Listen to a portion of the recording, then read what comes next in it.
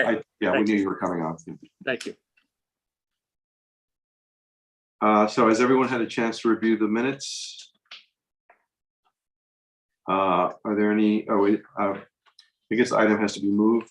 Would someone care to move the item? All right, So Mr. Freya moved. moved it. So moved. Are there any changes to the minutes, additions, or deletions? Nope, okay. So all in favor of approving the minutes as printed of the February 7, 2022 regular meeting of the Board of Estimate, signify by saying aye. Aye. Aye. Opposed, abstentions, the motion carries and the minutes are approved. There are no there is nothing on the special appropriations agenda, nothing on the transfer agenda, no other business. There are some reports. Is there anyone here from Oak Hills? Is Mr. I see Andrade? Mike. Mike's is on. Yep, I'm here. Okay, Mike. Do you want to give us a summary of the of the year to date, I guess? Yeah, I mean, so it's off season, so it's obviously relatively slow, but we're right in line. We're not losing any money there. Still have a very significant cash balance, which is good. We've sold out of all the ID cards, the season passes, I mean. So we have sold all 50 of those. Restaurant, we have a soft kind of friends and family opening this weekend, with the formal opening being on St. Patrick's Day. That's great. Yeah. Congratulations. Thank you. Yeah, I believe it when I'm cutting into my first piece of steak over there. Who are the friends and family invited? Well, right now, we actually was just chatting with Don and Carl about it. I think it's just we're gonna invite the council, we're gonna invite the mayor, and you guys will be getting invitations. Just pretty small, just so everybody that's kind of been along on this journey can take a look at it before we open it up. So keep an eye out for that. That'll probably be Saturdays when we'll do that. So as soon as Don confirms that, I'll get an email out to everybody. All right, that's great. Are there any questions from anyone? Okay, I'll bite on that. Right. Could you explain to me how the booking system works? The booking system to just book tea times? Yeah, the one that we used, the non-comp rounds. Yeah, I'm trying to think of the name of that thing. Well, I mean, Golf Now, I believe. Golf Now, yeah, that's the one, the third party piece that we're using. That's the only piece that we're doing the comp rounds for. I mean, I actually just got an email yesterday from somebody that said they found a lower rate on that app, which I had followed up with Paul on. But essentially, you could book through that or book directly through the website. So I don't know, like the engine behind it. What kind of question are you asking in terms of? The question that we've been asking for the last couple of months really relates to the fact that we understand that you're giving rounds of golf to this service. Yep. And they book the rounds, but then they keep the revenue from a certain amount of rounds. And we are not really getting any money for some of these rounds that, in other words, we don't pay them a fee, that we Right. just give them free rounds. So it's a barter deal. It's a barter deal, right? And that's just, it's an app that everybody can use. So anybody from Fairfield County, Westchester County, and they could search rounds and find open tea times. Right. So the idea Yeah. is to be able to open that up to folks that wouldn't have like normally come and played with us. No, I think our point is that that's a barter arrangement, and Right. we shouldn't be doing barter deals with anybody. We should be reporting all of our revenue and reporting all of our expenses. If it's an expense, if it's a marketing expense, it should be booked as a marketing expense, and we pay them X number of dollars for that. I don't know what the value of a free round of golf is. May I ask you a Versus, question, I Mike? don't know what the expense is that they're charging us. May I ask you a question, Mike? Just to follow up on that. I believe there was some discussion that is the way that business is done with these apps or these services. Is that what you found? And the new cheaper rate, would that be the same situation where basically the way that they're paid is they book 4 rounds and they keep 1 round for themselves, basically? Is that more or less the way it works? So the answer to the first question is yes. And we followed up with Mark and Paul, Mark the controller and Paul the golf pro, many times about why is it done this way. And what we keep being told is that's just how business is done, whether we use this service or any other the similar services, this is how they do that. I'm in complete agreement with you on eliminating the barter rounds. We've eliminated them with everything but this. With the explanation that was given us by leadership over there, is that's the only way that there isn't another option. There's not a way to say, all right, here's a contract, we're going to pay you X amount of money. This is the option. So it's either use this type of service or don't use this type of service. I am personally concerned if they are giving out discounted rates, that I want to follow up on, because that would frustrate me. If somebody goes to our website, wants to pay full boat and they get a cheaper price, I find that to be a problem. But that was the first time I had heard of it. And that was about 9 o'clock last night. I got a text from somebody trying to book around. Was this system in use when the city entered into this contract?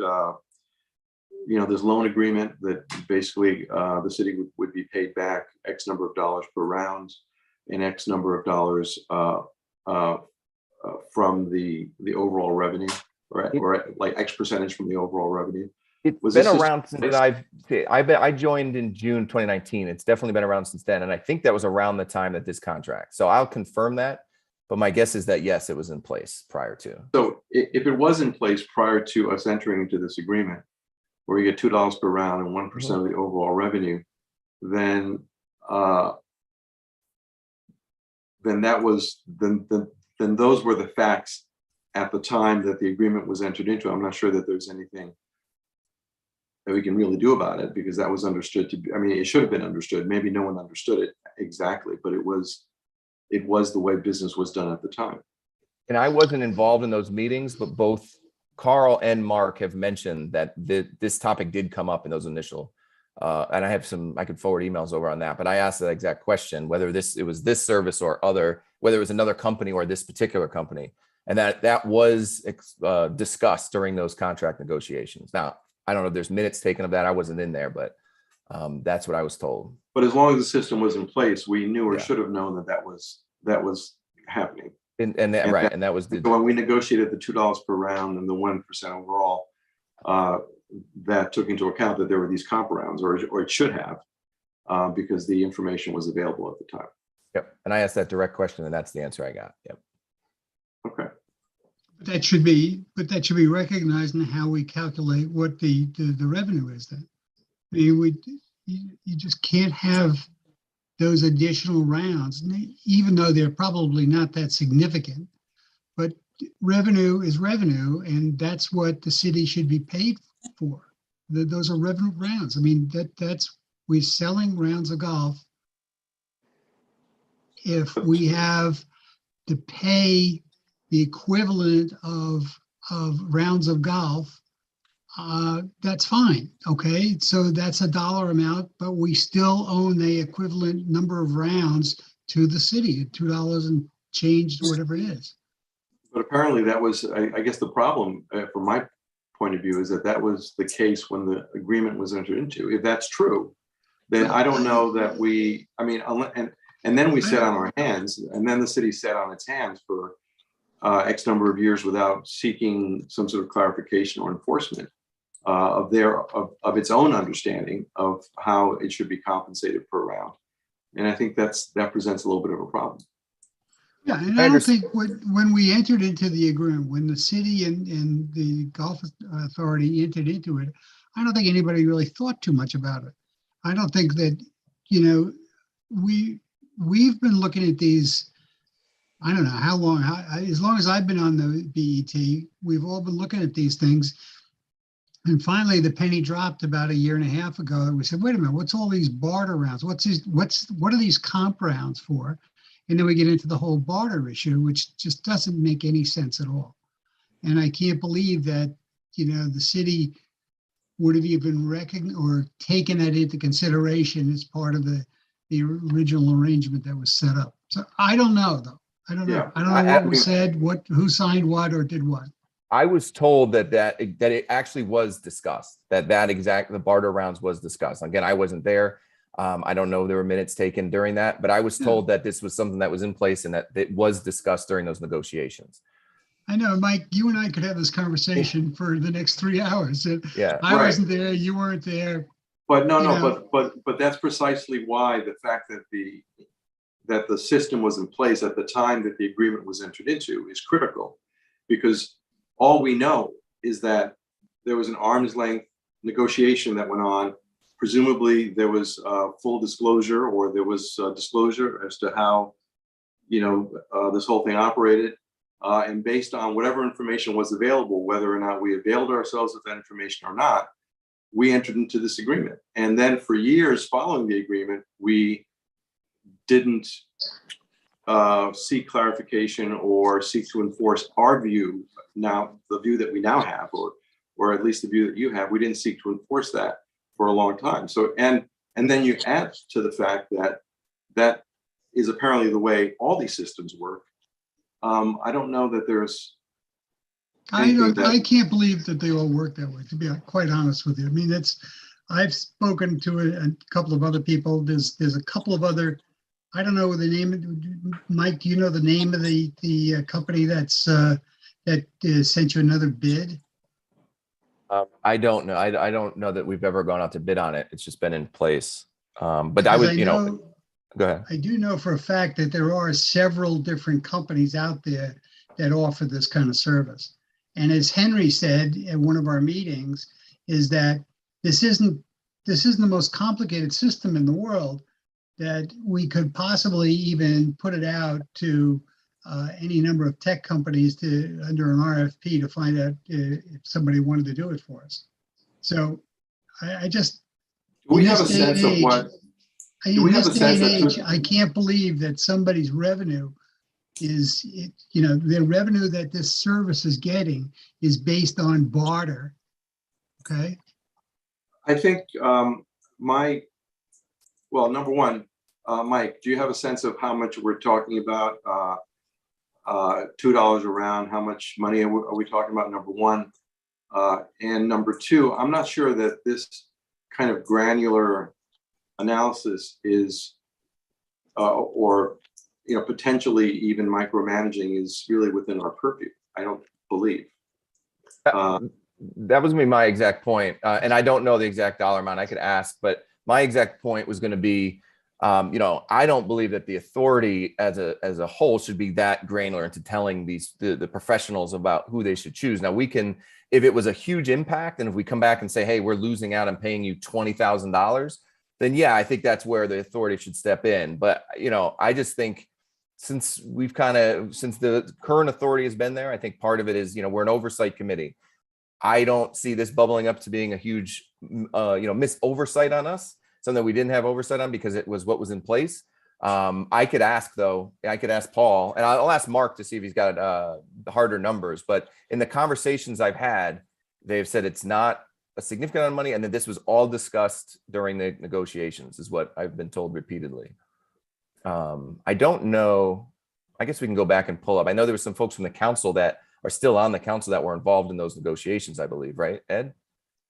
I think John Tides was involved in that. Yeah, I don't know. I would be very surprised if the negotiations included conversations about a system that sells tee times and then keeps a couple of tee times for themselves to sell either to Groupon or whatever else, whatever they do with them. I don't know. I can't imagine that level of detail was discussed, but certainly if the system was in place, then the information was available. It just, we just either didn't look for it or acknowledge it or whatever. But I would be surprised if this type of stuff would have been discussed, but it could have been. I don't know. And I'm not sure that there would be any minutes on it. Well, I believe, Mr. Mayor, you were there at the time, right? Yeah, I believe Mr. Greg Burnett was part of these discussions also. Unfortunately, not unfortunately, I don't want to insult Mr. Dakowitz, but unfortunately, the prior CFO who was in on the negotiations is no longer with us. But I would expect, and again, I would assume that the agreement had been reduced to writing. And the agreement, but I'd have to check and see.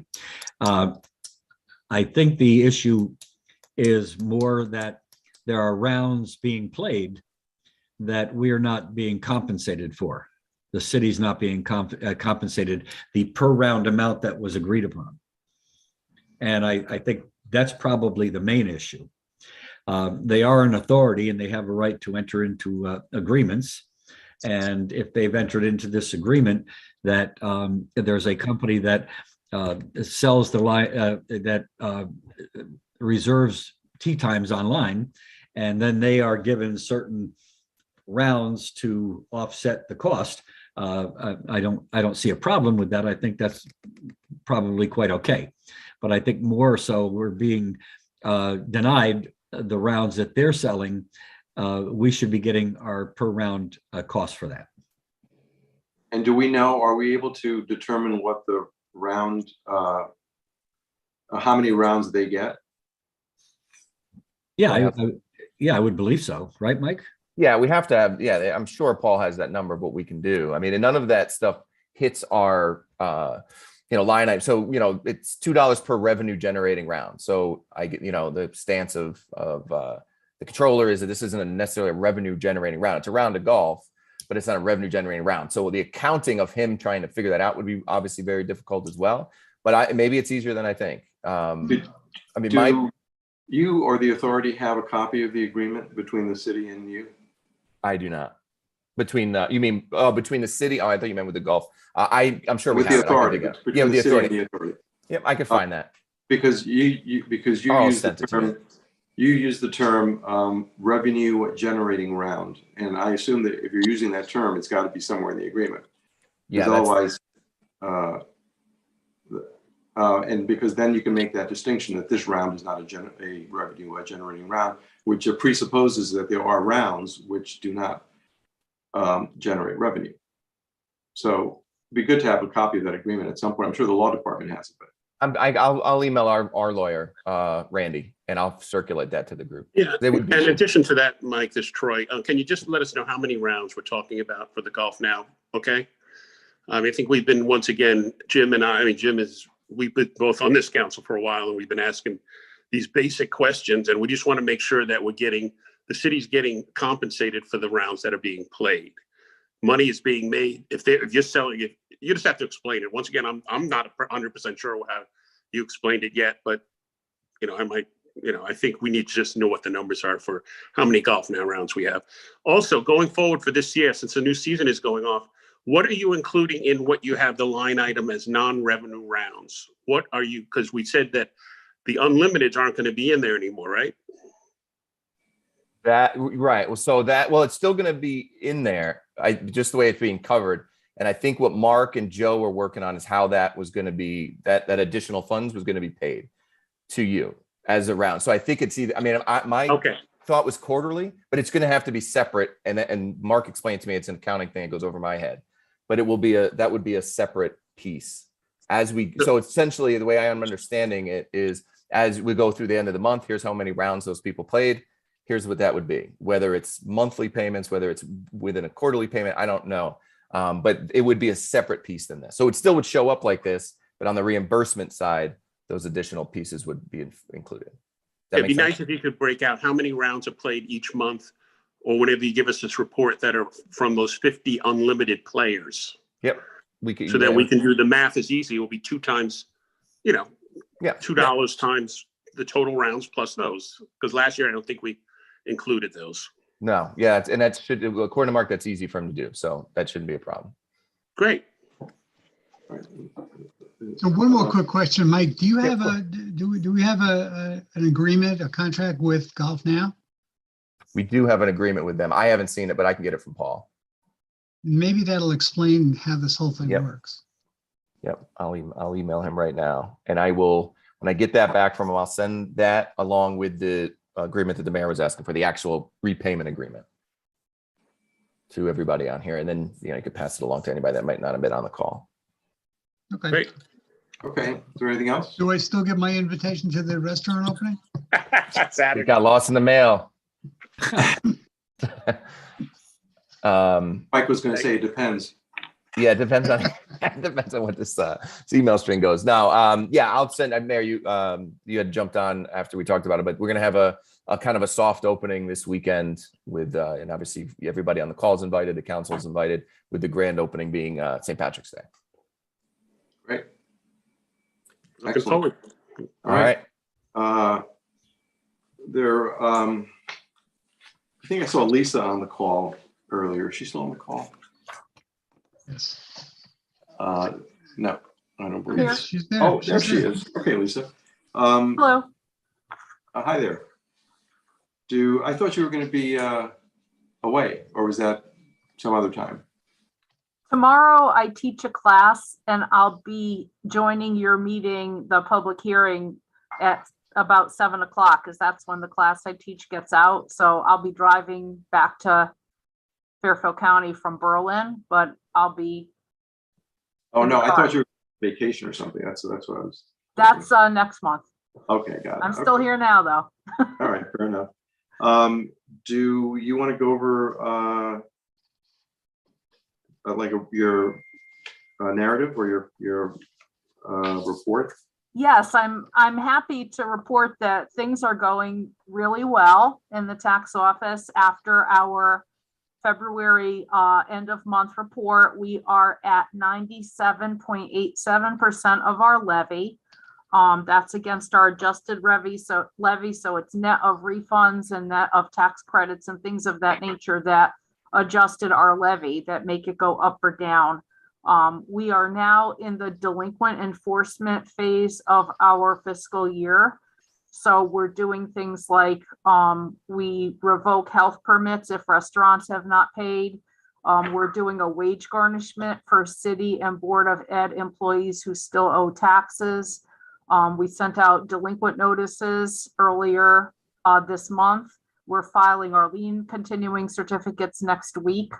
And then before you know it, it'll be May and we'll be thinking about our next billing. But we're right where we really need to be right now. We were waiting to see how February shook out and it shook out fairly well. So I'll be glad to answer any of your questions or concerns that you have. The only other thing I would report is our tax sale that we held in October. The redemption period for that sale expires in just over a month. So in the middle of April, I'll be filing deeds for any of the properties that did not redeem.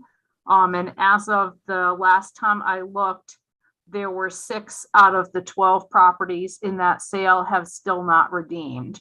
But if you look at the entire list of properties that we included in the sale, we started with 248 properties. And to be potentially deeding over only 6, certainly not to minimize the fact that those 6 are being deeded over. But the point is that most of the properties did pay and we did collect close to $8.6 million on that endeavor. Great. I want to give a shout out to Lisa and her team. As we've discussed in the past, most communities outsource this process. And the vendor gets a percentage, probably, I don't know, Lisa, 18% or something. I'm not sure. But Lisa does this on her own. And we had a meeting with a gentleman whose law firm does these things, and he just wanted to talk to us. And after he heard the conversation and what we do, he said, you guys are doing it right. And that's from a person that does this on their own. As they say, we can't beat you. So again, a shout out, saves us a tremendous amount of money, all the effort, and she puts in a lot of overtime doing it. Thank you. Thank you, Lisa. Thank you, Mayor. I appreciate that. Thank you. Ed, quick question for Lisa. Yeah.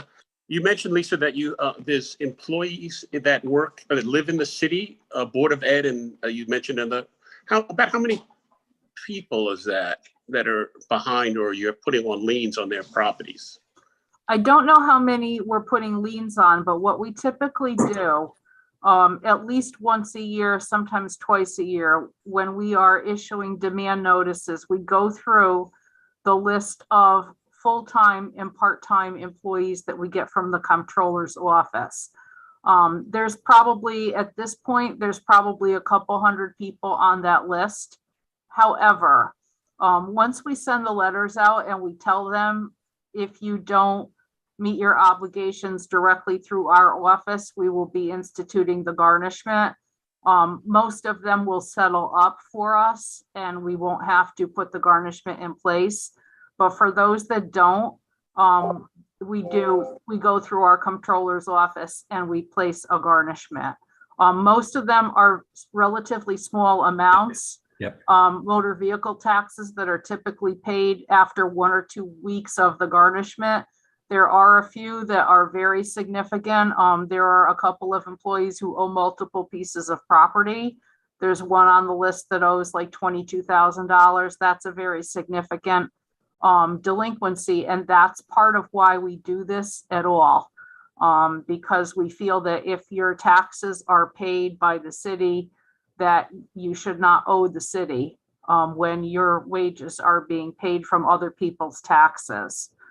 But the mayor has a copy of the list and the CFO has a copy of the list. And then once we give people a chance, also there might be a mistake on there and we don't want to institute a garnishment if, for example, it's Henry Jr. and Henry Sr. both live in Norwalk at the same address and one has a delinquency and the other doesn't, and we have not properly identified the person.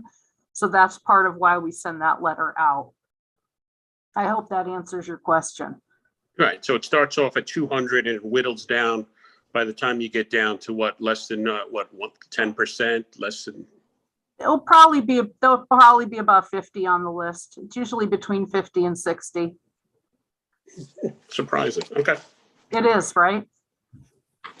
Yeah, for me it is. Yeah, for me too.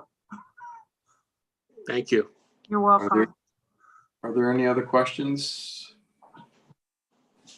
Okay. I'd like to make a motion to adjourn. I think so, unless, is there anyone else here who wants to go over their budgets? No. Okay. Motion to adjourn. See you tomorrow. All right. All right, bye. Okay.